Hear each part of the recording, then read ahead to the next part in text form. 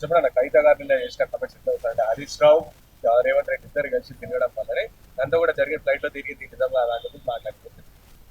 అది తప్పు. కవిత గారు మాట్లాడుకునేదంతా మాట్లాడుకుంటే వాళ్ళ భావాన్ని హరీష్ రావును మాట్లాడుకుని అని మా ముఖ్యమంత్రి గారు అవినీతి పరులను దగ్గర రానియడు. మా ముఖ్యమంత్రి రేవంత్ రెడ్డి గారు అవినీతి పరులను ప్రోత్సహించడు. ఇవాళ వాళ్ళు మొత్తం వాళ్ళ కుటుంబ సభ్యులందరూ అవినీతి పరులు. వాళ్ళను మా ముఖ్యమంత్రి గారు అసలు దగ్గర కూడా రానియడు. అందుకోసమే కాళేశ్వరం ప్రాజెక్టు మీద విచారణ చేయించాడు. కాళేశ్వరం ప్రాజెక్టు మీద విచారణ చేయించాడు. అందులో అవినీతి జరిగింది వాస్తవం. ఇయల్లో కవిత ఏం చెప్తుంది? హరీష్ రావే కాళేశ్వరం ప్రాజెక్టులో అవినీతి అంతా 1000 కోట్లు దోషిందంతా కూడా హరీష్ రావే అని చెప్తుంది. కానీ దానికి హరీష్ రావు ఏం చెప్తున్నాడు? ప్రభుత్వం నియమించినటువంటి కమిషన్ ముందట ఏం చెప్పాడు? ఆ కమిషన్ ముందట హరీష్ రావు ఇది మా మామ కేసీఆర్, ఆనాటి ముఖ్యమంత్రి కేసీఆర్, కేటీఆర్ ఇదంతా దోపిడీకి పాల్పడ్డరు, అవినీతికి పాల్పడ్డది వాస్తవమే. కాళేశ్వరం ప్రాజెక్టులో 1,00,000 కోట్లు మింగింది మా కేసీఆర్ కేటీఆర్ తప్ప నాకేం సంబంధం లేదు, నాకు భాగస్వామ్యం కూడా లేదు దాంట్లో అని హరీష్ రావు రికార్డు అంటే లిఖితపూర్వకంగా ఇచ్చాడు. రికార్డు కూడా అయింది. అది హరీష్ రావు చెప్పాడు. వీళ్ళ కవిత ఏం చెప్తుంది? లేదు కేసీఆర్కు కేటీఆర్కి ఏం సంబంధం లేదు, హరీష్ రావే మొత్తం అవినీతికి పాల్పడ్డారని కవిత చెప్తుంది. హరీష్ రావే ఈ 1000 కోట్లు దోపిడీ చేసిండు కాళేశ్వరం ప్రాజెక్టులో అని చెప్పి ఓపెన్ గా చెప్తుంది. సంతోష్ రావు ఇసుక దందాలు చేసిండు, ఇసుక మాఫియాని మెయింటైన్ చేసిండు, 1000 కోట్లు సంపాదించిండు అని చెప్తుంది.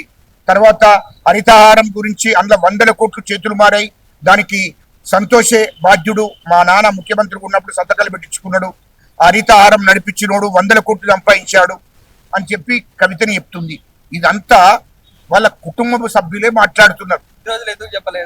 కేసీఆర్ కేటీఆర్ వీళ్ళ కేసీఆర్ కుటుంబం గురించి హరీష్ రావు కవితని మొత్తం బయట పెట్టింది, అందులో సందేహం లేదు.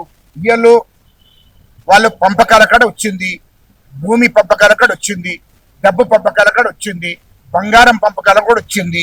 ఆ పంపకాలు ఎందుకంటే కేసీఆర్ మొత్తం కేటీఆర్కే ఇస్తున్నాడు కాబట్టి ఇది మాకెందుకు సమానంగా మంచుతలేవు కవిత. హరీష్ రావు ఏంది మొదటి పార్టీ పెట్టినప్పటి నుంచి మొదటి నుండి ఉన్న నాకు కూడా వాటర్ రావాలని అయినా అంటే ఇప్పుడు ఇయ్యలో పంపకాల కాడ వచ్చింది వాళ్ళకు. ఈ పంపకాల కాడ వచ్చినప్పుడు తెలంగాణ ప్రజలు దోషిన డబ్బు వీళ్ళు పంచుకునే కాడ వచ్చింది. అందుకోసమే వాళ్ళ కుటుంబ సభ్యులు వీళ్ళ కవితను ఎందుకు సస్పెండ్ చేశాడు?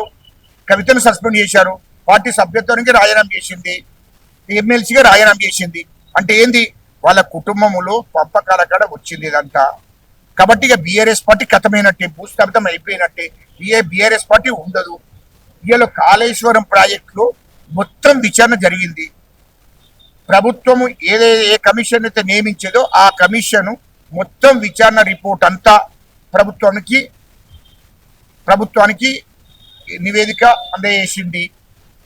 మా ముఖ్యమంత్రి రేవంత్ రెడ్డి గారు, కాంగ్రెస్ ప్రభుత్వము, మా ముఖ్యమంత్రి రేవంత్ రెడ్డి గారు అసెంబ్లీలో ఆ నివేదికను పూర్తిగా మరి క్యాబినెట్ మంత్రులకు మరి శాసనసభ్యులకు అందరికి కూడా అందజేయడం జరిగింది. అసెంబ్లీ సాక్షిగా తెలంగాణ ప్రజలకు కూడా చెప్పడం జరిగింది.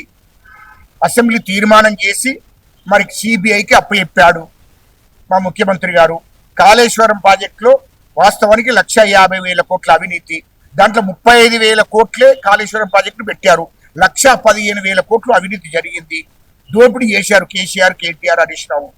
కాబట్టి అవిటి మీద విచారణ జరిగింది. ఇప్పుడు సిబిఐ విచారణ కూడా రాష్ట్ర ప్రభుత్వం అప్పచెప్పేది. మా ముఖ్యమంత్రి గారు సిబిఐ విచారణ చేయాలని చెప్పి విచారణకు పంపడం జరిగింది. అంటే కాంగ్రెస్ పార్టీకి కాంగ్రెస్ సిబిఐకి ఇచ్చారు అని చెప్పి చెప్తున్నారు. కాంగ్రెస్ అది 1000 కోట్లు దోపిడీ జరిగింది, అది రాష్ట్ర ప్రభుత్వం పరిధిలో ఉండదు. ఇయలో కొంత పరిధి ఉంటుంది. ఇయలో 100 కోట్లు 1000 కోట్లు 1,00,000 కోట్లు అయింది అంటే అది కేంద్ర ప్రభుత్వం కంట్రోల్కి పోతుంది. కేంద్ర ప్రభుత్వం సంస్థలు దాని మీద విచారణ చేస్తాయి, ఆ ఏజెన్సీలు విచారణ చేస్తాయి. అది మన రాష్ట్ర ప్రభుత్వం కంట్రోల్లో ఉండదు. కాబట్టి రాష్ట్ర ప్రభుత్వము అసెంబ్లీ తీర్మానం చేసి మా ముఖ్యమంత్రి రేవంత్ రెడ్డి గారు అసెంబ్లీ తీర్మానం చేసి కేంద్ర ప్రభుత్వానికి పంపించాడు, సిబిఐకి పంపించాడు. దాని మీద విచారణ చేస్తారు. విచారణ మీద చేసిన తర్వాత చట్టపరమైన చర్య తీసుకుంటారు. కేసీఆర్ కేటీఆర్ హరీష్ రావు TR జైలుకు ఒక తప్పదు. ఎందుకంటే 1,15,000 కోట్లు ప్రజల సొమ్ము, ప్రభుత్వం సొమ్మును వాళ్ళు దోపిడీ చేశారు కాబట్టి ఖచ్చితంగా దాని మీద జైలుకు పోతారు. రెండోది, ఇంకా సిగ్గు లేకుండా మేము ధర్నాలు చేస్తాము, మేము గ్రామాలలో, మండలాలలో, జిల్లాలో ధర్నాలు చేస్తాం. ఏమిటికి ధర్నాలు చేస్తాం? మీరు చెప్పండిరా కేటీఆర్, హరీష్ రావు, కవిత, మీరందరూ కూడా చెప్పాలి. కేసీఆర్ నువ్వు కూడా చెప్పాలి. ఈ హైదరాబాద్ చుట్టూ 30,000 ఎకరాల భూమి ఎక్కడి నుండి వచ్చింది మీకు? ఏం బిజినెస్ చేసి కష్టపడ్డారు? ఏం వ్యాపారం చేసి కొన్నారు మీరు? ఏం బిజినెస్ చేసి కొన్నారు మీరు? నిజాం వంశస్థులకు సంబంధించిన భూమి అది. ధరణి తీసుకొచ్చిందే దానికోసం. ఆ 30,000 ఎకరాల భూమిని కేసీఆర్ బీనాం పేరు మీద, హరీష్ రావు బీనాం పేరు మీద, కేటీఆర్ బీనాం పేరు మీద, కవిత బీనాం పేరు మీద, మీరు అందరూ బీనాం పేర్ల మీద చేయించుకున్నది వాస్తవమే కదా. మరి ఇదంతా దోపిడీ చేశారు కదా మీరు. ఇవాళ రాష్ట్ర ప్రభుత్వం ఇవాళ ఆనాడు కేసీఆర్ ముఖ్యమంత్రి ఉన్నప్పుడు 10 ఏళ్ళు ముఖ్యమంత్రిగా ఉండి మొత్తం రాష్ట్రంలో ఉన్నటువంటి అన్ని శాఖలలో దోపిడీ చేసింది మీరే కదా. ఇవాళ 100 కోట్లు, 1000 కోట్లు, లక్షల కోట్లు దోపిడీ చేసింది మీరే కదా. అది ప్రజల సొమ్ము కదా, ప్రభుత్వం సొమ్ము కదా. మరి దాని మీద అవన్నిటి మీద కూడా విచారణ జరుగుతున్నాయి. ఇంకా విచారణ జరుగుతున్నాయి. ఖచ్చితంగా వీటి మీద విచారణ చేసిన తర్వాత అది దాని మీద చట్టపరమైన చర్య తీసుకుంటారు, మీరు జైలుకు పోతారు.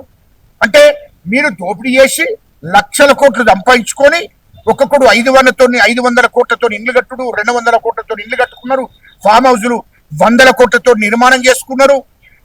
ఇదంతా డబ్బు ఎక్కడి నుండి వచ్చింది మీకు? దాన్ని ప్రజలకు చెప్పాలి కదా. మీరు చెప్పండి ప్రజలకు పోయి 30,000 ఎకరాల భూమి ఎక్కడి నుంచి వచ్చిందో చెప్పండి ప్రజలకు. రేపు ధర్నాలు చేస్తారు కదా అక్కడ, చెప్పండి వేదిక మీద. ఇయ్యలో కేటీఆర్ 500 కోట్లతో ఇల్లు కట్టాడు, అది ఎక్కడి నుండి వచ్చింది? ఆయన ఫామ్ హౌస్ పెట్టుకున్నాడు, ఎక్కడి నుండి వచ్చింది? అది హరీష్ రావు ఫామ్ హౌస్ ఎక్కడి నుండి వచ్చింది?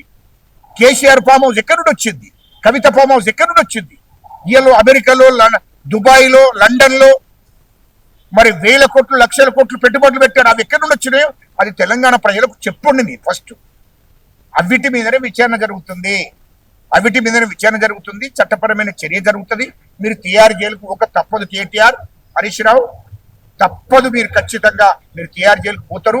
ఇది తెలంగాణ ప్రజలకు కూడా మేము కాంగ్రెస్ ప్రభుత్వము, మా ముఖ్యమంత్రి రేవంత్ రెడ్డి గారు ఖచ్చితంగా తెలంగాణ ప్రజలకు గ్రామ స్థాయి దాకా చెప్పడానికి సిద్ధంగా ఉన్నాము.